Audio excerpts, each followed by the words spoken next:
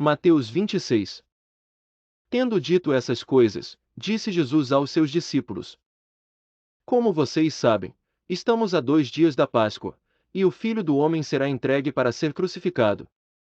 Naquela ocasião os chefes dos sacerdotes e os líderes religiosos do povo se reuniram no palácio do sumo sacerdote, cujo nome era Caifás. E juntos planejaram prender Jesus à traição e matá-lo. Mas diziam, não durante a festa, para que não haja tumulto entre o povo.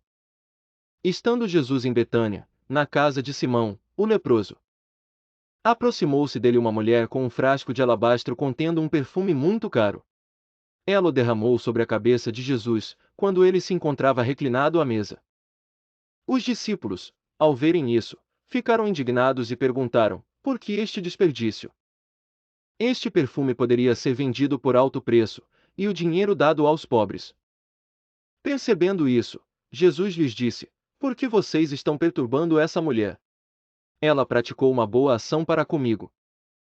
Pois os pobres vocês sempre terão consigo, mas a mim vocês nem sempre terão. Quando derramou este perfume sobre o meu corpo, ela o fez a fim de me preparar para o sepultamento. Eu lhes asseguro que onde quer que este evangelho for anunciado, em todo o mundo, também o que ela fez será contado, em sua memória. Então, um dos 12, chamado Judas Iscariotes, dirigiu-se aos chefes dos sacerdotes e lhes perguntou: o que me darão se eu o entregar a vocês?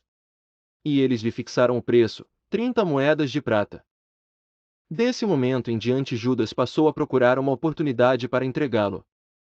No primeiro dia da festa dos pães sem fermento, os discípulos dirigiram-se a Jesus e lhe perguntaram: onde queres que preparemos a refeição da Páscoa? Ele respondeu dizendo que entrassem na cidade, procurassem um certo homem e lhe dissessem: o mestre diz, o meu tempo está próximo. Vou celebrar a Páscoa com meus discípulos em sua casa. Os discípulos fizeram como Jesus os havia instruído e prepararam a Páscoa. Ao anoitecer, Jesus estava reclinado à mesa com os 12. E, enquanto estavam comendo, ele disse: digo-lhes que certamente um de vocês me trairá. Eles ficaram muito tristes e começaram a dizer-lhe, um após outro: com certeza não sou eu, Senhor. Afirmou Jesus: aquele que comeu comigo do mesmo prato há de me trair. O Filho do Homem vai, como está escrito a seu respeito. Mas ai daquele que trai o Filho do Homem. Melhor lhe seria não haver nascido. Então, Judas, que haveria de traí-lo, disse: com certeza não sou eu, mestre. Jesus afirmou: sim, é você.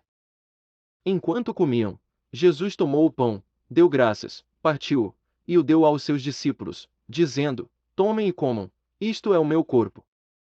Em seguida tomou o cálice, deu graças e o ofereceu aos discípulos, dizendo: bebam dele todos vocês. Isto é o meu sangue da aliança, que é derramado em favor de muitos, para perdão de pecados.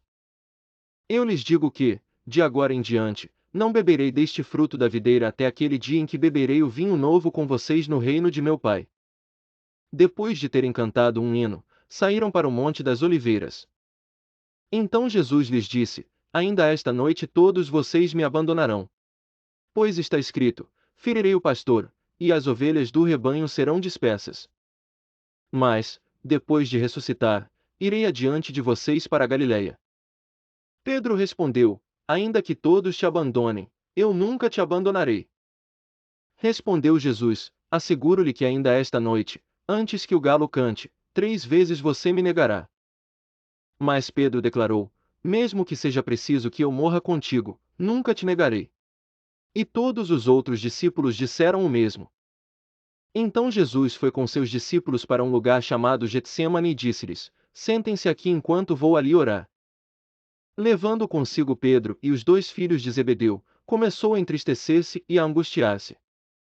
Disse-lhes então: a minha alma está profundamente triste, numa tristeza mortal.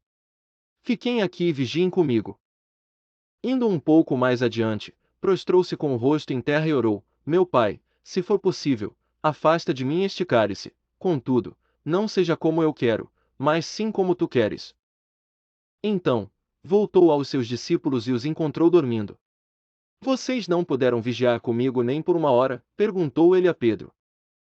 Vigiem e orem para que não caiam em tentação.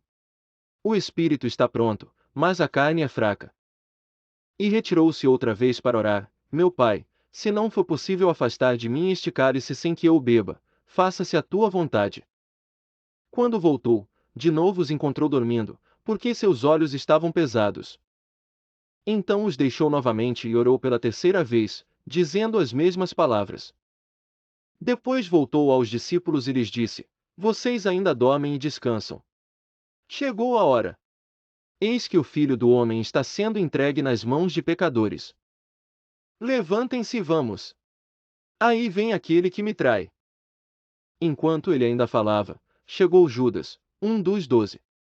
Com ele estava uma grande multidão armada de espadas e varas, enviada pelos chefes dos sacerdotes e líderes religiosos do povo.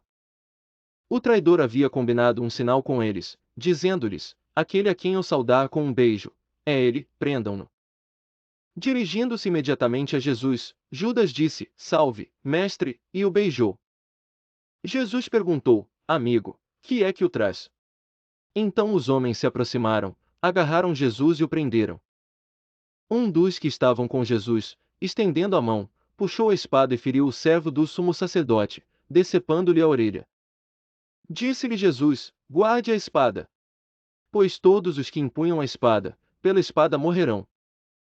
Você acha que eu não posso pedir a meu Pai, e ele não colocaria imediatamente à minha disposição mais de 12 legiões de anjos?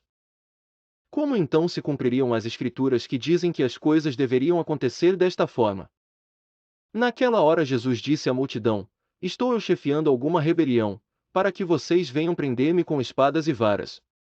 Todos os dias eu estava ensinando no templo, e vocês não me prenderam. Mas tudo isso aconteceu para que se cumprissem as Escrituras dos profetas. Então todos os discípulos o abandonaram e fugiram.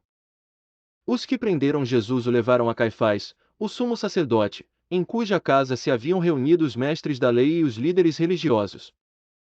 Mas Pedro seguiu de longe até o pátio do sumo sacerdote, entrou e sentou-se com os guardas, para ver o que aconteceria. Os chefes dos sacerdotes e todo o sinédrio estavam procurando um depoimento falso contra Jesus, para que pudessem condená-lo à morte. Mas nada encontraram, embora se apresentassem muitas falsas testemunhas. Finalmente se apresentaram duas, que declararam: Este homem disse: Sou capaz de destruir o santuário de Deus e reconstruí-lo em 3 dias. Então o sumo sacerdote levantou-se e disse a Jesus: Você não vai responder à acusação que estes lhe fazem. Mas Jesus permaneceu em silêncio. O sumo sacerdote lhe disse: Exijo que você jure pelo Deus vivo, se você é o Cristo, o Filho de Deus, diga-nos. Tu mesmo o disseste, respondeu Jesus. Mas eu digo a todos vós: chegará o dia em que vereis o Filho do Homem assentado à direita do Poderoso e vindo sobre as nuvens do céu. Foi quando o sumo sacerdote rasgou as próprias vestes e disse: Blasfemou. Por que precisamos de mais testemunhas? Vocês acabaram de ouvir a blasfêmia. Que acham?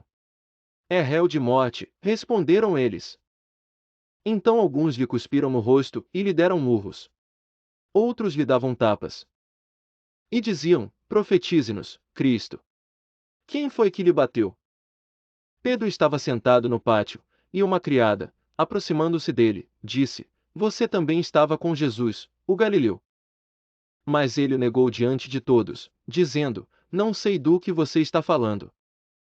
Depois, saiu em direção à porta, onde outra criada o viu e disse aos que estavam ali: Este homem estava com Jesus, o Nazareno. E ele, jurando, o negou outra vez: Não conheço esse homem. Pouco tempo depois, os que estavam por ali chegaram a Pedro e disseram: Certamente você é um deles. O seu modo de falar o denuncia. Aí ele começou a se amaldiçoar e a jurar: Não conheço esse homem. Imediatamente um galo cantou. Então Pedro se lembrou da palavra que Jesus tinha dito: Antes que o galo cante, você me negará 3 vezes. E, saindo dali, chorou amargamente.